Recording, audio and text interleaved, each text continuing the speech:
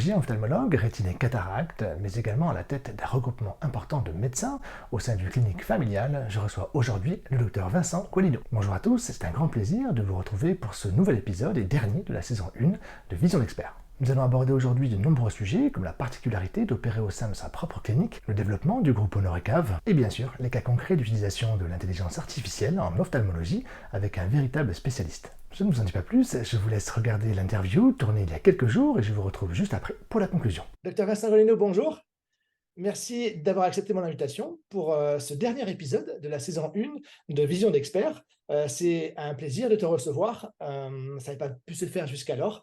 Eh bien, aujourd'hui, ce sera l'occasion que l'on voit ensemble pas mal de petites choses qui sont très intéressantes dans ton cas, de ce que tu as développé. Évidemment, on parlera de la clinique Honoré Cave à Montauban. On parlera également du développement assez récent de ton groupe et d'une ampleur assez importante. Et puis évidemment de tes hobbies qui n'en sont pas parce que ça a un vrai lien avec ton activité chirurgicale. C'est l'intelligence artificielle dans ton activité. Mais avant ça, je vais te demander de te présenter. Bonjour Sébastien, merci beaucoup pour l'invitation. Écoute, je suis ophtalmo, plutôt spécialisé dans les maladies de la rétine, médicales et chirurgicales. Mon cursus, j'ai commencé mes études à Toulouse, j'ai fait mon internat et mon clinica à Paris. J'ai fait une petite année de recherche à Londres, au Moorfields, qui est un hôpital, l'équivalent des 15-20, qui est un hôpital purement ophtalmo à Londres. Et maintenant, j'exerce donc à Montauban, qui est ma ville natale, en ophtalmo, rétine médicale chirurgicale, activité, on va dire, de cataracte standard.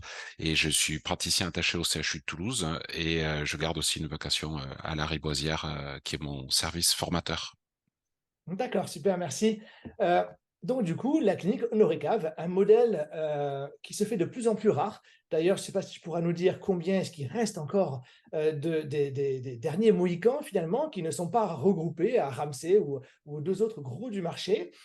Qu'est-ce que ça change, finalement, d'exercer dans sa propre clinique, qui est une clinique familiale? Je te laisse nous décrire un petit peu ce contexte un peu particulier. Alors oui, effectivement, c'est une clinique qui est familiale, donc Honoré Cave, en fait c'est mon grand-père, donc qui a fondé l'établissement.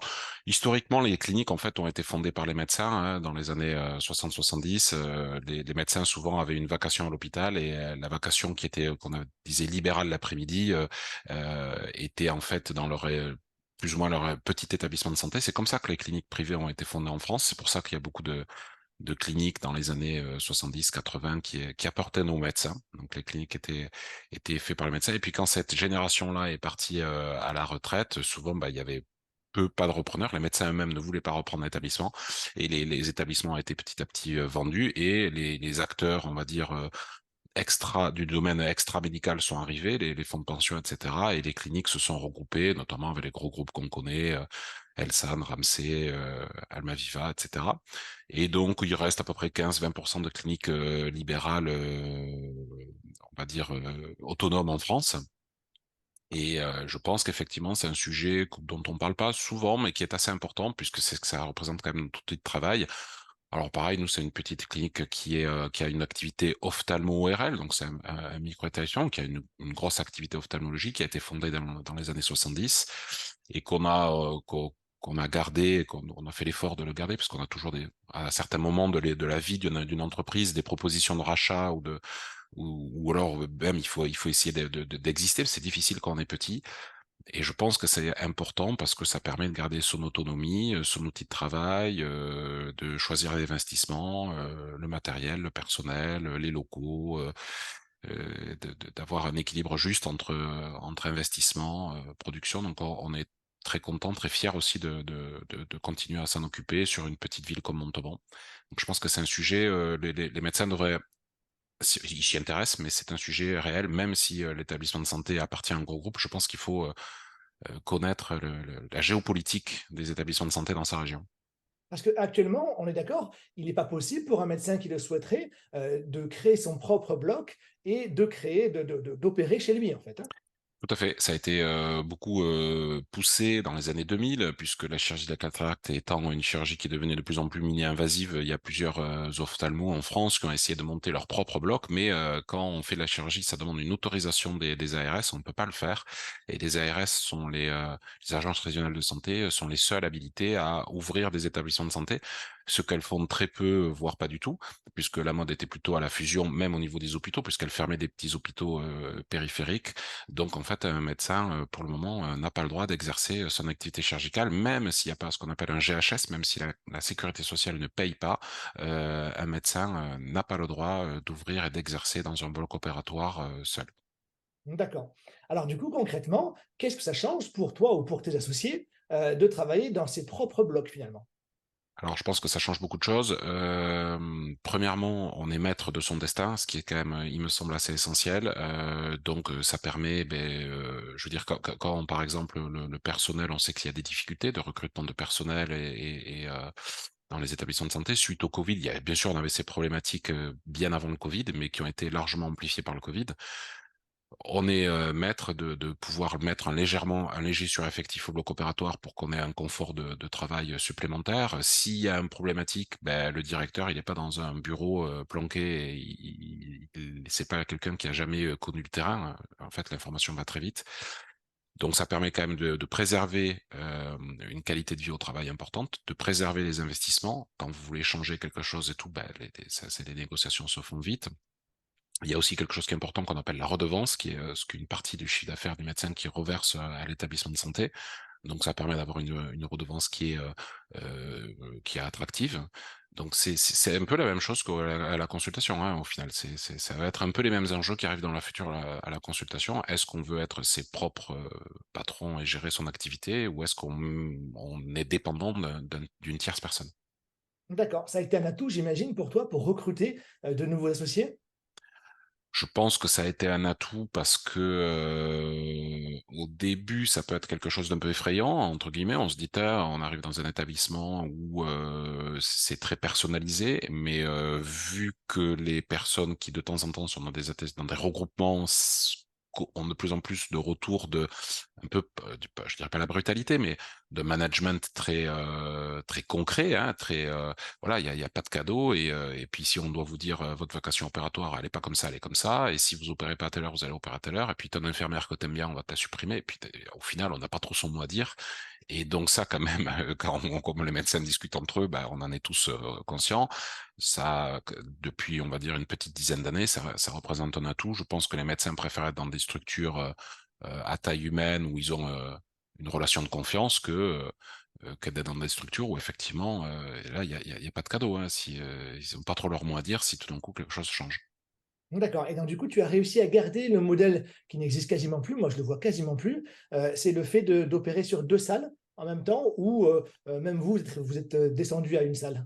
Alors, on garde, donc 2 salles par chirurgien, c'est-à-dire que quand on opère la cataracte, on bénéficie de 2 blocs opératoires. Alors ça dépend des programmes, ça dépend des chirurgiens en module, c'est-à-dire les chirurgies de la rétine qui sont des chirurgies où il y a un tempo qui est un peu plus long, on est sur une seule salle. Les greffes de cornée, les chirurgies qui sont, un peu plus longues, même les chirurgiens, maintenant, on a tellement, optimisé le flux que sur un bloc, ça va quand même relativement très vite. Ce qui fait que si on veut garder le temps pour faire les lettres, les courriers, les machins, trucs, et cetera, certains chirurgiens ne veulent pas accélérer le rythme et préfèrent être sur une seule salle, et d'autres chirurgiens, notamment les chirurgiens du segment antérieur, qui ont vraiment une bonne maîtrise, etc., opèrent sur 2 blocs opératoires, leur vacation de cataracte, ce qui permet sur un temps, ça devient plus des sprints que des chirurgiens qui ont des vacations qui vont durer, on va dire, entre 3 et 4 heures, et ils vont opérer entre 4 et 6 cataractes à l'heure, parce que tout le staff est derrière et qu'ils ont vraiment que le geste chirurgical à faire, ce qui est quand même, pour le chirurgien plus reposant. Et donc oui, ça pour, on a un système, on a 4 blocs qui sont dédiés à l'ophtalmologie, et certaines vacations sont sur 2 blocs, d'autres sont sur, un seul bloc. D'accord, donc au choix, super, et en plus, je dirais que, pour terminer sur ce sujet, que c'est super intéressant pour le patient. Parce que le patient qui vient en urgence pour un décollement de rétine, j'imagine que la prise en charge, elle est extrêmement courte, quoi. Vous avez une réactivité qui doit être, imbattable. Ça, on essaie. Alors, bien sûr, on n'a pas, bien sûr, d'autres établissements, tous les établissements essayent d'avoir cette réactivité. On essaye de l'avoir de par l'organisation qu'on a dans ce qu'on appelle le fast track, un ambulatoire de très courte durée, qui fait que quand le patient arrive, si tout est bien lié, on lui donne une. Enfin, là, les décollements de rétine sur des urgences, ça passe assez vite, mais c'est sur la chirurgie programmée où il va avoir une heure d'entrée bien précise, 10h20. Il va essayer de passer au bloc à 11h. Il est opéré, il va repartir une demi-heure, trois quarts d'heure après. Donc ça, quand même, tous les établissements essayent d'aller vers ça. Les gros établissements, des gros groupes aussi, pareil, essaient d'aller vers le fast track. Donc ça, on n'est pas, on est bien organisé, on est, je pense, très bien organisé, mais tout le monde essaye de tendre vers ça. Le gros plus, c'est la réactivité dans le changement d'organisation. Si vous voulez faire une autre organisation, en 15 jours, tac, tac, tac, tac, vous réorganisez les choses. S'il faut mettre des custom packs à un certain moment, s'il faut changer ça, s'il faut et il y a une certaine le fait de fidéliser son personnel, le fait d'avoir des infirmières qui font que ça, qui connaissent ça par cœur, le personnel aussi est très attaché. C'est très, il y a quand même une entreprise où on est une grosse équipe, on est motivé et donc effectivement on est attaché à ce que le patient ait une qualité d'en charge personnalisée, on soit humain avec lui, etc., etc. D'accord, donc du coup, tu as tout sur place, tout pour être heureux, et pourtant, tu te déplaces jusqu'au CHU de Toulouse, jusqu'à la Riboisière. C'est quoi ton objectif de garder ces vacations-là? Alors, je suis très très très reconnaissant d'abord aux personnes qui m'ont formé et à l'hôpital. Je pense que l'hôpital en France c'est une chance. Les CHU sont vraiment des endroits relativement extraordinaires et dès que de toute façon on a un gros problème dans sa famille, soit personnellement, etc., ça reste quand même les CHU qui et les hôpitaux périphériques à moins de chance, mais les CHU qui nous forment, sauvent des vies, etc. Donc je pense qu'il faut être très redevable par rapport à ces structures. Donc ça c'est la première chose. Deuxièmement, je pense que garder un pied à l'hôpital, ça permet aussi d'être au courant de ce qui se passe, de pas perdre pied. Je me souviens toujours de mon patron, le professeur Godric, qui m'a dit, écoute Vincent, si tu restes isolé, au bout de 5 ans, tu vas plus être à jour, etc. Donc là, c'est le côté dynamique, rester à jour sur les publications, rester à jour avec la jeunesse, les internes, les chefs de clinique qui challenge, qui posent des questions, voir des cas compliqués. À Toulouse, au CHU, il y a une équipe qui est vraiment top et qui, bon, bien sûr, fait la rétine médicale chirurgicale, qui est une équipe qui est réputée depuis de très nombreuses années avec le professeur Matisse et puis maintenant le professeur Vincent Solaire en rétine. Pierre Fournier en segment antérieur aussi. Et donc en rétine, moi, je m'occupe principalement maintenant des uvéites avec un autre copain de promo qui est le professeur Grégory Punier qui est interniste. Donc on fait une consultation commune médecine interne, ophtalmo pour les uvéites. Bon, ça, c'est un truc génial qu'on peut faire qu'au CHU. Et à la Riboisière, moi, bien sûr, c'est ma famille. Donc, c'est le professeur Godric, le professeur Tadayoni, etc. Pascal Massin, Aude Couturier, Valérie Krivosic, tout ça, c'est bon, là, c'est la mecque de l'ophtalmologie. Donc, on a toujours des choses à apprendre, à échanger, à monter des études, à communiquer. Je pense que c'est une chance de pouvoir avoir des services comme ça en France et ça serait moi, j'obligerais. Il faudrait que les médecins gardent un pied, gardent une vacation à l'hosto. Moi, à l'Hôtel Dieu à Paris, il y avait une flopée, il y avait 20 attachés, c'était que des attachés, c'était des stars. Abenaïm, Fayet, tout ça, etc. C'était des mecs qu'ils apportaient à l'hôpital et l'hôpital leur apportait beaucoup. Je trouve que c'est essentiel d'avoir une communication entre le libéral et le public et on vient tous des hôpitaux. Donc, il faut quand même D'accord. savoir. Donc un juste retour de ce qu'on a pu te donner pendant tes études. Ouais, mais il me donne encore beaucoup, donc juste au retour, mais ça reste encore l'hôpital qui nous donne énormément. J'y étais ce matin, donc tu vois, D'accord. je suis très content. Super. Et donc, du coup, l'intérêt également, hein, qui est évidemment bien annexe, c'est que ben, tu rencontres très tôt les nouveaux assistants, les nouveaux chefs de clinique qui, ben, pour certains, veulent transitionner, on va dire, dans le privé. Et donc, du coup, on enchaîne avec le sujet suivant, qui est le développement du groupe Honoré Cave actuellement, qui fait que tellement vous vous développez, je crois que vous allez ouvrir d'autres sites. Alors, tout à fait. Alors, je crois, que c'est l'enjeu pour tout le monde, hein. Je pense il faut savoir grossir parce que bah, il y a du matériel qui est de plus en plus cher, les gens sont de plus en plus spécialisés dans un domaine, on aime avoir une prise en charge la plus horizontale et globale possible. Donc, effectivement, les dernières années, on a augmenté de taille parce qu'il y a une espèce de petit cut où à un moment donné on devient vraiment attractif et donc les jeunes ont envie de s'installer dans des structures qui sont structurées avec un chef de centre, avec des collaborateurs, etc. Donc ça c'est un point important. Et là effectivement on est en train d'ouvrir deux autres centres. Je peux pas appeler ça vraiment des secondaires parce que c'est des centres d'ophtalmologie qui sont gros. Et là effectivement il y a plein on échange, c'est ça la beauté de notre métier. Il y a plein de façons de faire différentes. Soit on a des petits secondaires qui sont de petites antennes. Je dirais que ça, c'est plutôt la génération. Moi, mon père est ophtalmo, donc c'est plutôt la génération de mon père qui avait un petit secondaire où les ophtalmos y allaient une fois par semaine ou tous les 15 jours.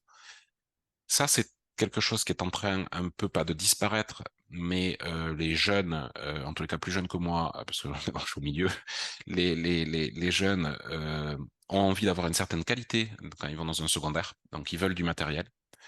Et donc, nous, on a fait l'option de monter deux, on va dire, gros centres. Il y en a un qui fait 500 mètres carrés et un autre qui fait 2000 mètres carrés et qui sera presque plus confortable que le central, que la clinique Honoré Cave, parce que là, on part d'une feuille blanche. Là, on peut vraiment faire ce qu'on veut, mettre des gros parkings, mettre des salles d'attente qui sont très grandes, etc. Et donc, l'idée, bah, c'est de pouvoir effectivement drainer son territoire, assurer la permanence de soins de son territoire où on a l'habitude d'aller. C'est bon pour les patients parce qu'ils sont contents. C'est bon pour nous parce que ça assure notre activité. Ça nous permet de grossir sans être resserré. On est très attaché à notre entre guillemets confort de travail. Donc voilà. Donc au final, je pense que c'est des choix qu'on a mis du temps à mûrir, mais on verra si c'est les choix porteurs. Mais de faire de choix de gros centres assez éloignés où la qualité en termes de matériel de salle d'attente est équivalente au central, quoi. D'accord. L'objectif, c'est de faire opérer les chirurgiens à Honoré. Et alors là, la question, c'est qu'on n'a pas le choix. C'est que tu reviens à la première question que tu posais, c'est est-ce qu'on a le droit d'aller opérer ailleurs? Non, s'il n'y a pas de structure de soins. Donc là, en l'occurrence, nous, c'est à Castel-Sarrazin et à Cahors. Et dans ces deux structures, il n'y a pas de structure pour opérer la cataracte de façon efficiente. À Castel, rien. Et à Cahors, il y a que l'hôpital, il n'y a pas de clinique. Et à l'hôpital, il y a quasiment plus d'ophtalmologie au bloc opératoire. Donc au final, effectivement, on draine. Et alors là aussi, des chirurgiens. Après, la chirurgie est quand même plus technique que la consultation. On aime opérer dans un environnement technique ultra perfectionné, des infirmières qui savent font tout ça. Si on a une rupture capsulaire, il y a le collègue rétinologue qui prend le noyau fond, etc., etc. Donc ça, c'est pas trop un problème parce que je veux dire, dans la vie d'un patient, se faire opérer, c'est pas tous les jours. Donc il va ça le dérange pas d'aller faire une demi-heure, une heure de route pour aller se faire opérer dans une structure de pointe. Et en plus, économiquement, c'est intéressant pour la clinique parce qu'elle augmente son volume et donc, du coup, son Bien sûr. rentabilité. Super. Bien sûr, ça c'est très important pour un établissement de santé, puisque l'établissement de santé, il faut bien comprendre, il y a aussi, bon, ça c'est des subtilités, je rebondis à ce que tu nous avais dit juste avant par rapport aux établissements de santé, je pense que c'est important que les médecins connaissent le fonctionnement d'un établissement de santé. Et malheureusement, souvent, c'est assez difficile, les médecins ne connaissent pas bien l'établissement. Un établissement de santé, on va dire comment il est payé, ce qu'on appelle le GHS, c'est un tarif qui est décidé par les ARS, qui ne peut pas bouger. Un établissement de santé ne peut pas prendre de dépassement d'honoraires. Le seul moment où il peut prendre des dépassements d'honoraires, c'est sur les chambres particulières, mais en ophtalmo, il n'y en a pas, c'est l'ambulatoire, et sur les prestations complémentaires, coiffeurs, etc. Donc ça pèse rien. Donc le tarif, il est fixe. Euh, il est imposé par les ARS, il est entre 20 et 40% moins élevé qu'à l'hôpital. Donc l'hôpital a des GHS qui sont plus importants. Et donc avec cette enveloppe, il faut que vous preniez en charge tout, le matériel, le personnel, les blocs, les locaux, etc.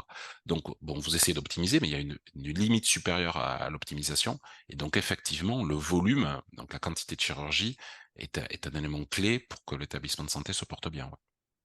Très bien. On en passe à l'intelligence artificielle. C'est un sujet qui est très à la mode, certes, mais que tu connais déjà depuis plusieurs années, puisque je crois que tu as fait différentes expérimentations, parce que tu es très curieux sur ce domaine-là. Est-ce que tu peux nous partager un petit peu les deux, trois innovations qui te paraissent être pertinentes à l'heure actuelle et qui surtout représentent vraiment des use cases intéressants, des cas concrets dans ton activité au quotidien?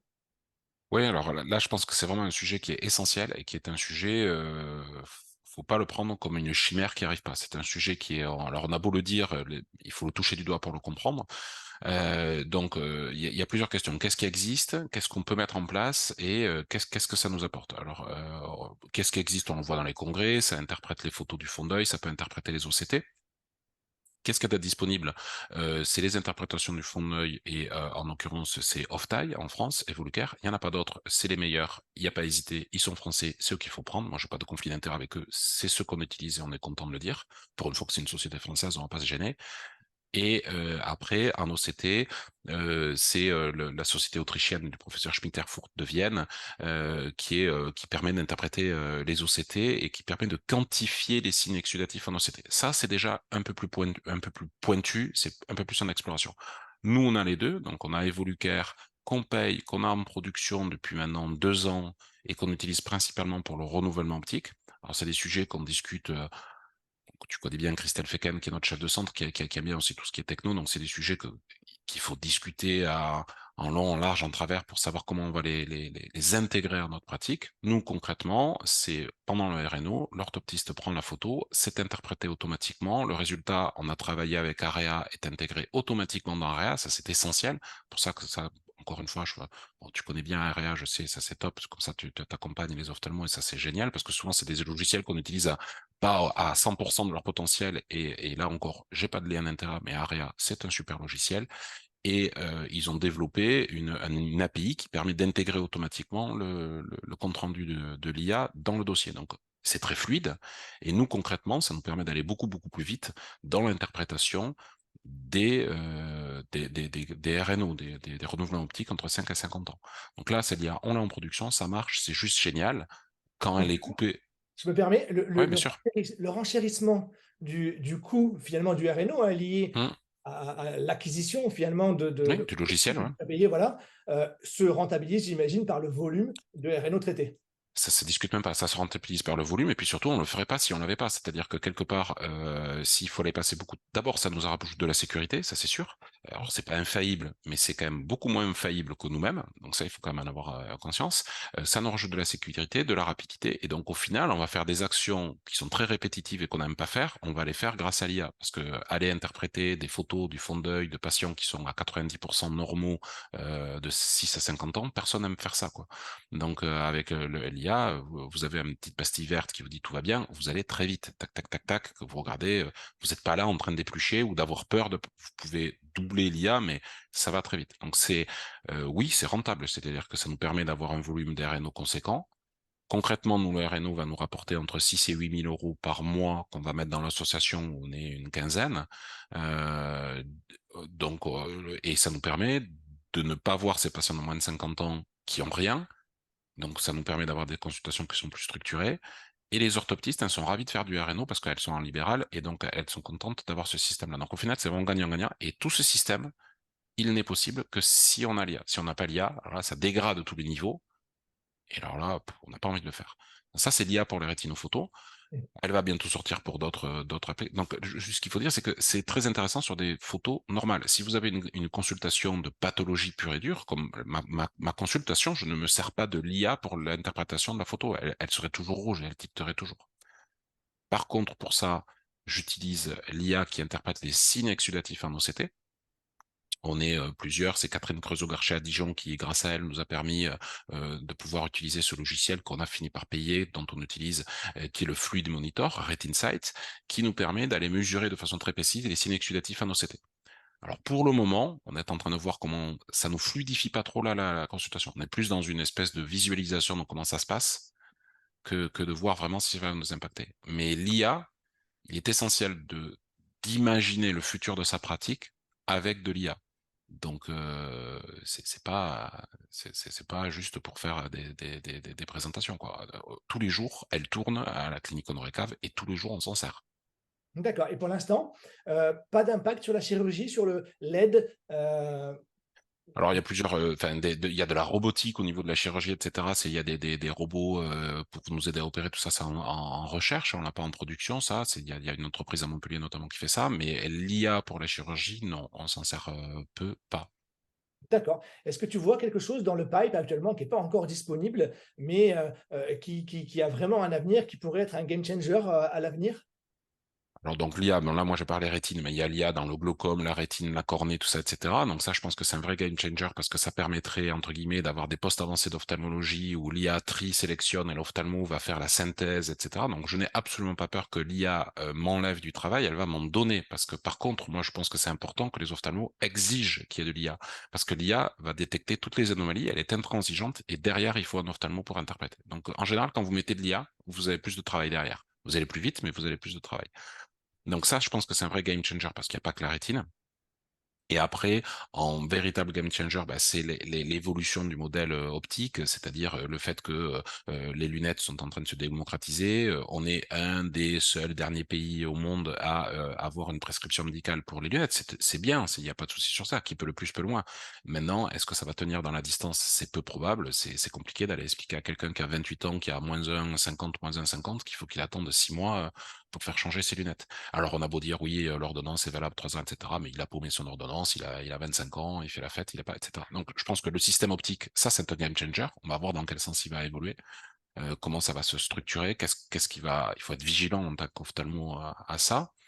Et après, c'est toutes les aides quand même, les bornes qui vont fluidifier, le préenregistrement et le fait d'encaisser en amont qui vont fluidifier les parcours, l'éducation thérapeutique, donc l'information qu'on va donner aux patients qui va être fluidifiée, les assistants médicaux que le gouvernement est en train de pousser, qui va nous permettre vraiment de nous faire aider encore de façon très pertinente à la construction. Tout ça, c'est des sujets qui sont peut-être pas des game changers, mais qui sont quand même des sujets pertinents. D'accord, très bien. Donc là, on a dressé hein, un petit peu, c'est souvent une question que je pose, comment tu vois l'ophtalmologie dans 10 ans? Je vois, donc du coup, tu as répondu déjà à cette question-là hein, par toutes ces bribes de réponses à chaque fois. Je sais que ça fait longtemps que tu travailles avec un modèle d'orthoptiste libéral. Qu'est-ce que tu y vois comme intérêt? Parce que c'est pas la norme encore hein, en Euh, métropole en tout cas. Moi, j'y vois comme intérêt. Alors, plusieurs. D'abord, c'est un travail d'équipe. Elles se sont nos associées, elles sont libérales, elles sont libres de leur emploi du temps, etc. Évidemment qu'on essaye d'avoir un emploi du temps qui soit coordonné, mais c'est je n'ai aucune emprise sur elles, je n'ai aucun lien d'autorité sur elles, donc ça, c'est quand même complètement différent. Elles sont 18, donc elles sont nombreuses. Chacune règle son emploi de temps comme elle veut. Celle qui a des enfants en bas âge, elle va pas avoir le même emploi du temps que celle qui a envie de travailler. Elles peuvent avoir une activité qui est multiple, de l'orthopsie, on va dire standard, de la rééducation, du RNO, de l'aide à la consultation, des examens complémentaires. Et effectivement, on est dans le même moods. Elles veulent de la qualité et de la quantité. Et elles veulent un juste équilibre. S'il y a trop de quantité, même si on est rémunéré à l'acte, ça leur plaît pas. Et s'il n'y a pas de la qualité derrière, ça leur plaît pas. Donc elles sont, je trouve que ça équilibre les les rapports, donc on en est très content. Et depuis qu'il y a les décrets de, si vous voulez, d'échange entre entreprises avec les RNO de rétrocession, là, il y a plus trop de problèmes. Il faut pas que ça soit la seule, sinon c'est du salariat déguisé. Si vous prenez une seule orthoptiste et que vous lui rétrocédez tout le temps, là c'est du salariat déguisé. Mais si vous avez 18 orthoptistes et que c'est jamais la même, que ça tourne, c'est tout à fait pertinent. Alors Enfin, je justement, pense. tu as choisi un mode de rémunération à l'acte plutôt qu'elle se rémunère directement avec la MY. C'est quoi l'objectif? Alors, tu as Euh, commencé avant que la MY existe, donc du coup, Voilà, on l'avait fait avant que la MY existe. L'objectif, c'est qu'on veut pas qu'il y ait la MY, on veut pas qu'il soit surfait. C'est-à-dire que la MY n'est pas du tout automatique. On fait un AMY mais qui est 8,5 quand il y a vraiment, bon, bien sûr, quand c'est de la pathologie, qu'il y a de la rétine et tout, etc. On veut pas qu'il y en ait plus de un ou deux par an. On veut pas, on veut que, en général, la personne soit en infection longue durée pour faire un tiers payant et que ça ne fasse pas une avance de frais trop importante pour le patient, et que la LD soit en rapport avec l'ophtalmo, hein, donc la LD enfin, qui est marqué l'ophtalmologie dans la LD. Donc au final, on en fait des AMY 8,5, mais sacrément pas systématiquement. On veut pas qu'il y ait, je veux dire, sur une consultation, il va peut-être y avoir entre 10 et 20% d'AMY 8,5, peut-être 25, ça dépend de type de la consultation. Donc à partir de là, les orthoptistes ne sont pas, leur rémunération n'est pas à 100%, il n'y a pas d'abus. Enfin, on considère qu'il y a pas, qu'en tout cas, ça donne pas à mettre des abus. ouais, donc elles ne sont pas poussées à la consommation, ce qui permet Non. un truc un peu stable. Super. Dernière question, parce que je sais que tu as un emploi de temps très chargé. Quel conseil tu donnerais à un jeune, un assistant ou un chef de clinique qui va sortir et qui veut s'installer dans le privé d'ici un an peut-être? Quel est le conseil, selon toi, qui serait le plus pertinent pour l'orienter justement dans ses choix? Ah, ça, c'est une bonne question, ça. C'est une bonne question. Écoute, moi, souvent, ce que je leur dis, alors, je vais pas leur conseiller les choses qu'ils connaissent déjà, mais ce qu'ils ne font rarement et qui je pense qui est essentiel, c'est de voir la géopolitique locale. Alors les gens ils me disent c'est quoi la géopolitique locale? La géopolitique locale, c'est de regarder quand même souvent les Indiens, ils vont remplacer quelque part notre métier. On a de la chance, il est fantastique. C'est rare que ça aille pas bien. Où qu'on aille, c'est bien. On est bien. On sort de l'hôpital, on gagne quand on est salarié hosto, qu'on est interne ou chef de clinique, bah ouais, forcément on se dit c'est génial. Donc au final, souvent, bon, on va quelque part, on regarde pas trop, ça se passe plutôt pas trop mal, donc on continue. Et ça, je pense que c'est plutôt une petite erreur. Je pense que si j'ai un conseil à leur donner, c'est de relever la tête et de regarder la géopolitique. C'est-à-dire, quelles sont les bonnes équipes, quels sont l'âge des médecins qui sont là-dedans, quelle est leur mentalité, comment ça se passe, quels sont les rapports qu'ils ont avec autrui, quel est leur bassin de recrutement, quels sont leurs concurrents. Oui, il faut faire, entre guillemets, une petite analyse de marché, parce que c'est quand même toute sa vie qui va être conditionnée à ça. Est-ce que les mecs sont sympas ou pas? Est-ce qu'il y a une bonne ambiance? Donc il faut aller regarder, etc. Je leur conseillerais, ça c'est vraiment le conseil important que je leur donnerais. Et après, si j'ai un deuxième conseil à donner, c'est quand même d'essayer en tant qu'interne et chef de clinique d'avoir un petit topic, donc de quand même d'avoir une espèce pas de spécialité, mais de choses qu'on aime. Et troisième et dernier conseil, l'ophtalmologie est un éternel recommencement. Mon époque à moi était l'hyperspécialisation. C'est en train de tomber. Je leur conseillerais d'être très horizontal. C'est-à-dire que, comme il y a l'IA, tout ça, etc., en théorie, un ophtalmo aura peut-être moins de volume, mais du volume beaucoup plus pathologique. Et donc, il faut savoir prendre en charge un glaucome, une rétine. On peut pas être bon partout, mais il faut pas être le spécialiste. Moi, à mon époque, on avait le spécialiste de l'image de la rétine.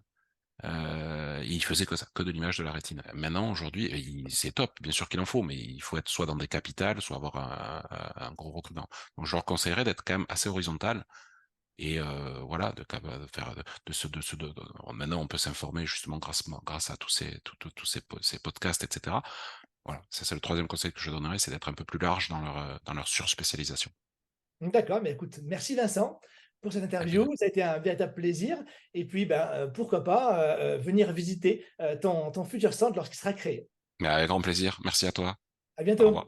Voilà, je vous retrouve pour la conclusion de cet épisode de Vision d'expert. J'espère qu'il vous a plu et que le regard très aiguisé de Vincent sur le métier d'ophtalmologue dans sa globalité vous aura inspiré. C'est donc la fin de cette première saison de Vision d'expert, pendant laquelle j'ai pris beaucoup de plaisir à rencontrer et interviewer les acteurs importants de l'ophtalmologie française. Vision d'expert revient en septembre avec d'autres invités, toujours dans l'objectif de vous apporter toujours plus de valeur et de connaissances. Comme d'habitude, n'hésitez pas à me dire ce que vous avez apprécié et ce que vous aimeriez que j'améliore. Voilà, merci d'avoir regardé ce numéro jusqu'au bout, n'hésitez pas à liker et à partager. Je vous souhaite une belle journée, un bel été et je vous dis à très vite pour la saison 2.